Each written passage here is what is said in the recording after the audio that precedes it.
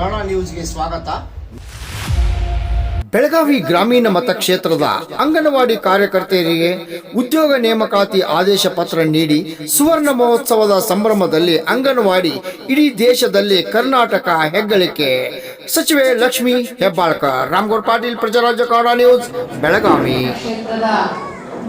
ನೂತನವಾಗಿ ಅಂಗನವಾಡಿಯ ಕಾರ್ಯಕರ್ತರು ಮತ್ತು ಸಹಾಯಕರಾಗಿ ಇವತ್ತು ಕರ್ನಾಟಕ ಸರ್ಕಾರದ ಕೆಲಸಕ್ಕೆ ಹೊಸದಾಗಿ ಬಹಳಷ್ಟು ಹೊಸ ಹುರುಪನ್ನು ಇಟ್ಕೊಂಡು ಇವತ್ತೇನು ತಾವೆಲ್ಲರೂ ಆಯ್ಕೆ ಆಗಿದ್ದೀರಾ, ಮೊದಲನೇದಾಗಿ ತಾವೆಲ್ಲರಿಗೂ ಕೂಡ ವೈಯಕ್ತಿಕವಾಗಿ ಈ ಒಂದು ಬೆಳಗಾವಿ ಗ್ರಾಮೀಣ ಕ್ಷೇತ್ರದ ಶಾಸಕಿಯಾಗಿ ಮತ್ತು ನಿಮ್ಮ ಇಲಾಖೆಯ ಮಂತ್ರಿಯಾಗಿ ನಿಮಗೆಲ್ಲರಿಗೂ ಅಭಿನಂದನೆಯನ್ನು ಸಲ್ಲಿಸಲು ಬಯಸುತ್ತೇನೆ.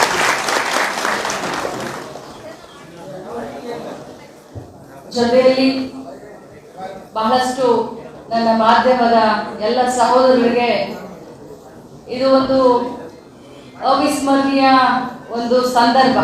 ಯಾಕಂತಂದ್ರೆ ವಿಶೇಷವಾಗಿ ಇವರೆಲ್ಲರ ಒಂದು ಹಾರೈಕೆಯಿಂದ ನನ್ನ ಬೆಳಗಾವಿ ಮತಕ್ಷೇತ್ರದ ಎಲ್ಲ ಅಕ್ಕ ತಂಗಿಯರ ಒಂದು ಪ್ರೀತಿ ವಿಶ್ವಾಸದಿಂದ ಇವತ್ತು ರಾಜ್ಯದಲ್ಲಿ ಮಹಿಳಾ ಮಕ್ಕಳ ಕಲ್ಯಾಣ ಇಲಾಖೆಯ ಸಚಿವೆಯಾಗಿ ನಾನು ಕೆಲಸ ಮಾಡ್ತಾ ಇದ್ದೀನಿ.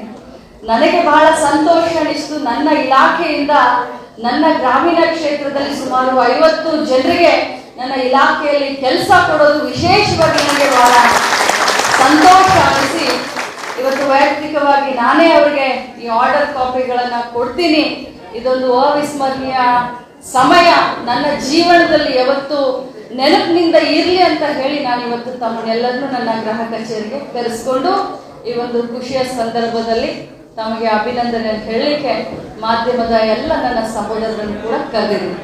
ಬಂಧುಗಳೇ, ತಮ್ಮೆಲ್ಲರಿಗೂ ಕೂಡ ಗೊತ್ತು, ಸ್ವಲ್ಪ ಯಾರು ಬಾಯಿ ಮಾಡಬೇಡ ದಯಮಾಡಿ, ತಮ್ಮೆಲ್ಲರಿಗೂ ಕೂಡ ಗೊತ್ತು 1974ನೇ ಇಸ್ವಿನಲ್ಲಿ ಮಹಿಳಾ ಮತ್ತು ಮಕ್ಕಳ ಕಲ್ಯಾಣ ಈ ಇಲಾಖೆಯಲ್ಲಿ ಪ್ರಪ್ರಥಮ ಬಾರಿಗೆ ನಮ್ಮ ದೇಶದ ಉಕ್ಕಿನ ಮಹಿಳೆ ಇಂದಿರಾ ಗಾಂಧೀಜಿಯವರು ಈ ಅಂಗನವಾಡಿಯನ್ನ ತೆಗಿಬೇಕು ಅಂತ ಹೇಳಿ ಯಾರು ಇಂದಿರಾ ಗಾಂಧೀಜಿಯವರು ಈ ಅಂಗನವಾಡಿಗೆ ಚಾಲನೆಯನ್ನು ಕೊಟ್ಟರು.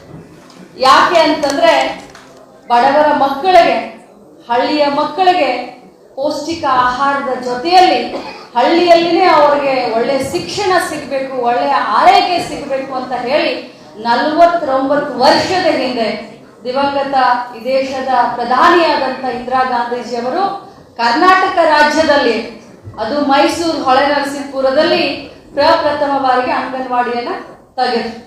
ನನ್ನ ಭಾಗ್ಯ ನೋಡಿ, ಮುಂದಿನ ವರ್ಷಕ್ಕೆ 50 ವರ್ಷ ತುಂಬುತ್ತೆ. ಸುವರ್ಣ ಒಂದು ಕಾಲ, ಸುವರ್ಣ ಮಹೋತ್ಸವವನ್ನ ಕರ್ನಾಟಕ ರಾಜ್ಯದಲ್ಲಿ ಪ್ರಾರಂಭ ಮಾಡಿದಂಥ ಈ ಅಂಗನವಾಡಿಗಳ ಇತಿಹಾಸಕ್ಕೆ ದೇಶದಲ್ಲಿನೇ ಕರ್ನಾಟಕದಲ್ಲಿ ಪ್ರಾರಂಭ ಮಾಡಿದ್ರು.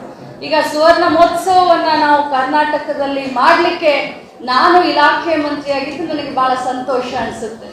ತಮಗೆಲ್ಲರಿಗೂ ಹೇಳಲಿಕ್ಕೆ ಬಯಸ್ತೇನೆ, ಈ ಅಂಗನವಾಡಿಯ ಪರಿಕಲ್ಪನೆ ನಾನಿವತ್ತು ಕೇಳಿದೆ, ಮಾಧ್ಯಮದ ನನ್ನ ಸಹೋದರಿಗೆ ಹೇಳಲಿಕ್ಕೆ ಬಯಸ್ತೇನೆ. MBA ಆದಂಥವ್ರು, MA ಕಲ್ತಂಥವ್ರಿಗೆ, BA ಕಲ್ತಂಥವ್ರಿಗೆ, BEd ಕಲ್ತಂಥವ್ರಿಗೆ, BE ಕಲ್ತಂಥವ್ರಿಗೆ ನಾನು ಇವತ್ತು ಅಂಗನವಾಡಿಯ ಟೀಚರ್ನ ಒಂದು ಸರ್ಟಿಫಿಕೇಟ್ನ ಅವ್ರಿಗೆ ಕೊಟ್ಟೆ. ನನಗೆ ಬಹಳ ಹೆಮ್ಮೆ ಅನಿಸುತ್ತೆ. ಇವತ್ತು ಒಂದು ಕಾಲ ಇತ್ತು, ಅಂಗನವಾಡಿಗೆ ಹೋಗೋ ಮಕ್ಕಳು ಅಂತಂದ್ರೆ ಅವ್ರಿಗೆ ಶ್ರೀಮಂತರ ಹಾಗೆ ನರ್ಸರಿಗೆ ಫೀಸ್ ಕಟ್ಟಲಿಕ್ಕೆ ಆಗೋದಿಲ್ಲ, ಬಡವ್ರ ಮಕ್ಕಳು ಅಷ್ಟೇ ಅಂಗನವಾಡಿಗೆ ಹೋಗೋ ಒಂದು ಕಾಲ ಇತ್ತು. ಆದರೆ ಈಗ ಅಂಗನವಾಡಿಯ ಪರಿಕಲ್ಪನೆ ಬದಲಾಗಿದೆ. ನಾವು ಅಂಗನವಾಡಿಯನ್ನ ಸರ್ಕಾರಿ ಪೂರ್ವ ಪ್ರಾಥಮಿಕ ಶಾಲೆಗಳು ಅಂತ ನಾವು ಮಾಡ್ತಾ ಇದ್ದೀವಿ. ಈಗಾಗಲೇ ಹೋದ ವಾರ ಗವರ್ಮೆಂಟ್ ಮಾಂಟೆಸರಿ ಅಂತ ಬ್ಯಾಂಗ್ಳೂರಿನಲ್ಲಿ 250 ನರ್ಸರಿಗಳನ್ನ LKGಯನ್ನ UKGಯನ್ನ ನಾವು ಪ್ರಾರಂಭ ಮಾಡಿದ್ವಿ. ದೇಶ ಬೆಳೀತಾ ಇದೆ, ರಾಜ್ಯ ಬೆಳೀತಾ ಇದೆ, ನಮಗೆ ಅಂಗನವಾಡಿಗಳು ಕೂಡ ನಾವು ಬೆಳಿಬೇಕು ಅನ್ನುವಂಥ ದೃಷ್ಟಿಯಿಂದ ಇವತ್ತು ಕಾಂಪಿಟೇಟಿವ್ ಯುಗ, ಮಾಡರ್ನೈಸೇಷನ್ ಯುಗ, ಇಂಥ ಯುಗದಲ್ಲಿ ಮಕ್ಕಳು, ಯಾಕಂದ್ರೆ ಆ ತಂದೆ ತಾಯಿ ಬಿಡುವಿಲ್ಲದೆ ಕೆಲಸ ಮಾಡುವಂತ ಸಂದರ್ಭದಲ್ಲಿ ನಮ್ಮ ಅಂಗನವಾಡಿಗಳಿಗೆ ಮಕ್ಕಳನ್ನ ಸೇರಿಸ್ತಾರೆ.